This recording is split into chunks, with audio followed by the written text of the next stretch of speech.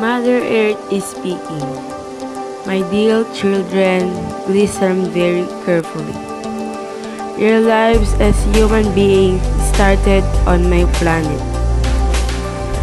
Earth is a beautiful living planet of the universe as the common habit of more than 7 billion human population and millions of species of biodiversity. Earth provides you with food, shelter, and with most of your requirements.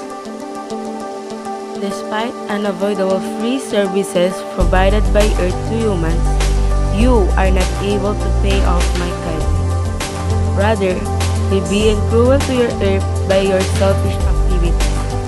Every day, you produce stones of degradable and undegradable waste and throw them anywhere recklessly.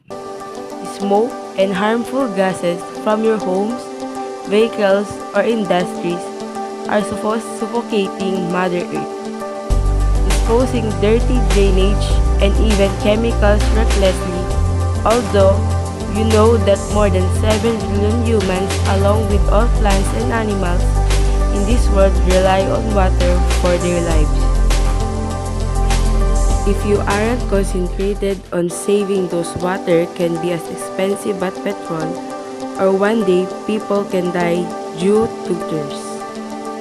Waste like plastics and other non-degradable waste like insecticides, pesticides, and chemical fertilizer highly degrade soil quality and decrease agricultural products and kill soil microorganisms and decomposers.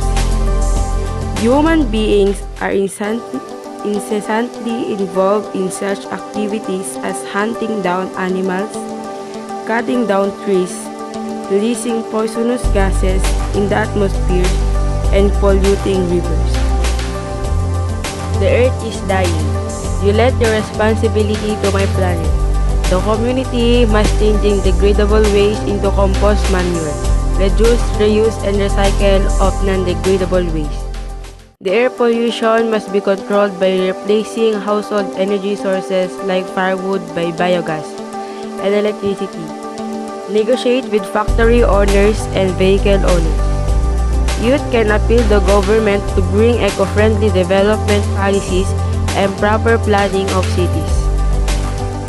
Thus, for the sustainability of your planet, promise to fulfill your responsibilities toward Mother Nature as to protect your living planet from handward clean.